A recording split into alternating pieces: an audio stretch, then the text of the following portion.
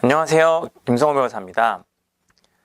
까다로운 중대재해처벌법 대응실무 안전보건관리체계 구축하기 두 번째 시간. 오늘 마지막 강의 시간인데요. 저번 시간에 안전보건 경영 총괄 규정에 대해서 인력, 예산, 조직 이런 것들 다 알아봤고, 오늘은 위험성 평가 규정, 그다음에 비상대응 매뉴얼, 그다음에 적격수급업체 평가 기준, 이 세 가지 부분에 대해서 한번 어떻게 규정집, 업무 지침서를 만들 수 있는지 알아보는 시간을 갖도록 하겠습니다.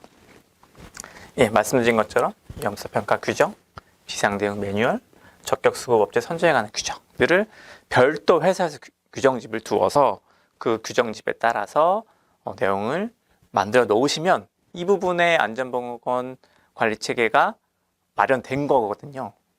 근데 중요한 부분이 사실은 위험성 평가 규정이에요. 저번 시간에도 말씀드렸듯이 실제 이 위험성 평가가 제대로 안 됐거나, 아니면 위험성 평가에 따른 개선 조치가 제대로 안 됐거나, 아니면 위험성 평가에 관련된 이 체계 자체에 대해서 제대로 마련이 돼서 안 됐고, 그래서 필요한 조치를 안 했기 때문에, 그래서 근로자가 사망한다, 큰 부상을 입는다, 이렇게 볼 여지가 있기 때문에 위험성 평가 규정은 매우 중요하고, 그래서 고용노동부에서도 이 위험성 평가에 대해서 매우 관심을 가지고 관련 매뉴얼이라든지 지침이라든지 가이드라인을 계속 발간을 하고 있어요.